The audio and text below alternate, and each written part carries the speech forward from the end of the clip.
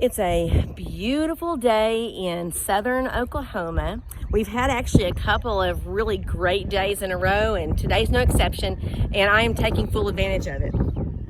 In fact, my boys are too. We homeschool, so we decided that we're taking a homeschool break, so kind of like a spring break, but it's more like a gardening break.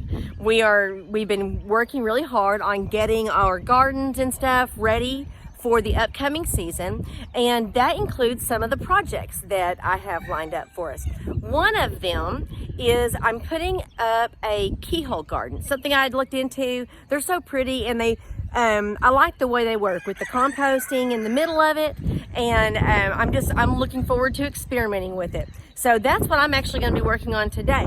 Last summer, my husband used the tractor on the far side of our property and unearthed a bunch of really pretty rocks. And we just had a big pile of them over on the side of the road, side of our yard. And this morning, the boys and I got out here with the truck and started, little by little, carrying them all over here in the bed of the truck.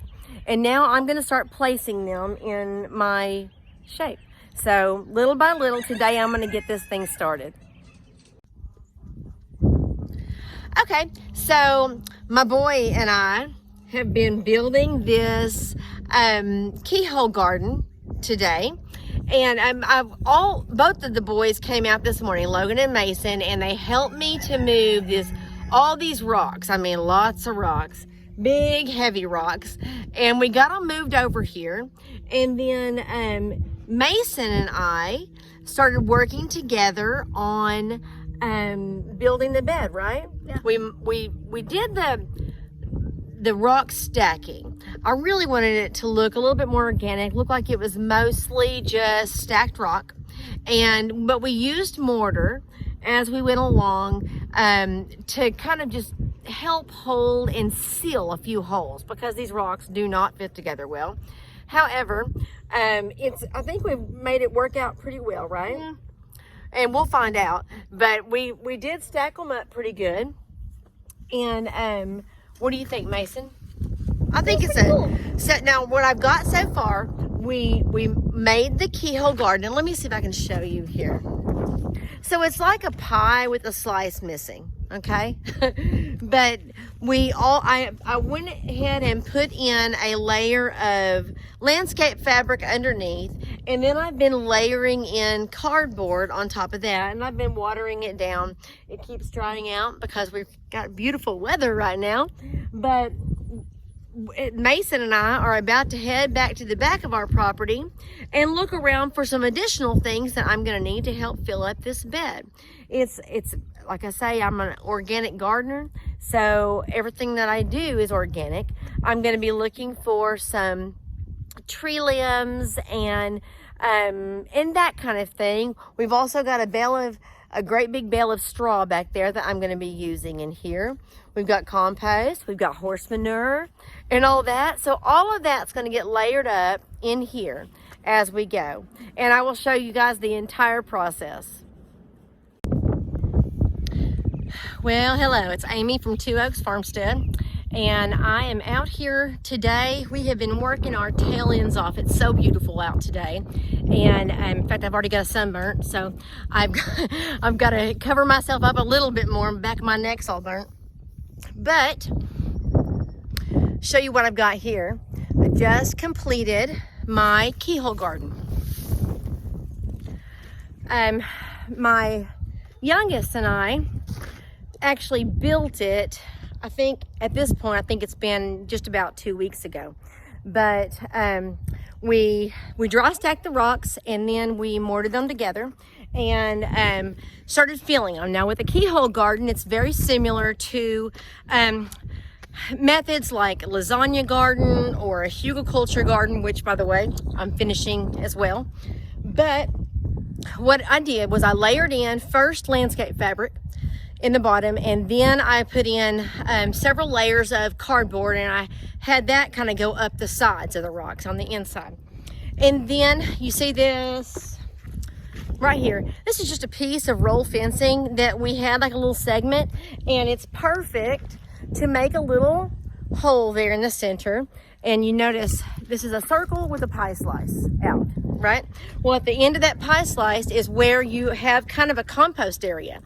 And so you start putting your kitchen scraps, and when you mow, some grass clippings, leaves, this and that, you start putting your composting stuff in here. Now we have big compost beds out there, but I can spare a little to go in here as well. And so this basically is kind of an all-in-one. You've got your garden and you compost all in the same spot. And the way it works, of course, so I said I've got the cardboard down. Then I filled it up. On the bottom, I put in a bunch of sticks and little small limbs and things like that. Got the whole bottom covered. Actually, the bottom 2/3 probably high, because it's going to compress. Then we put in a big thick layer of straw, and then on top of that, my husband jumped on the tractor earlier and brought me about 3 bucket loads of our compost and stuck in here.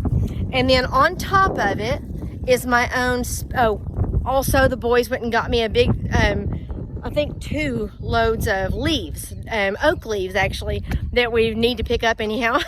And we got those in here. And then on top of that is my own special soil mixture. It's what I tend to use to fill my beds. It's what I tend to use even for my seed starters, because it's more of a sterile mix. I do peat moss, and then I do a mushroom compost, and most of the time it's perlite or vermiculite, but in this I also added some organic topsoil as well, just to kind of help fill and mix it in. So that is what all of that is. Everything's all nice and mixed in. I've already got some more moisture in, probably going to add a little bit more. I don't want it to get dried out right now. All my seeds are, growing in the greenhouse right now, and they will be soon, probably within the next month, they will be ready to start coming out here.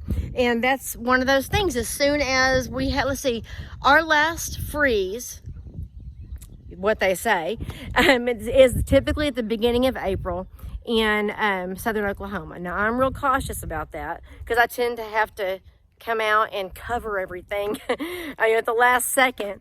But we will be putting our things out probably at the beginning of April, just trying to make sure we're not going to hit some more freezes. But they will be out here and growing. I believe I'm probably going to be using this one as mostly a medicinal herb garden. I'm still working that out.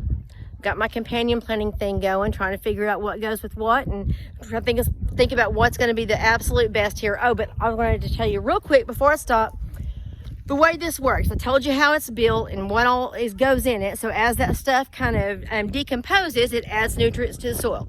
And then, of course, when you compost through there, that starts working itself down and decomposing, and you water the bed through the compost area, and it pushes those nutrients out to the roots of your plants where it's really needed. So that's what's going on here. That one's done, and now I can check it off the list and move back here to finish my hugelkultur bed, which will also be up and coming. And then I'm going to go back to building our animal village. Lots of projects going.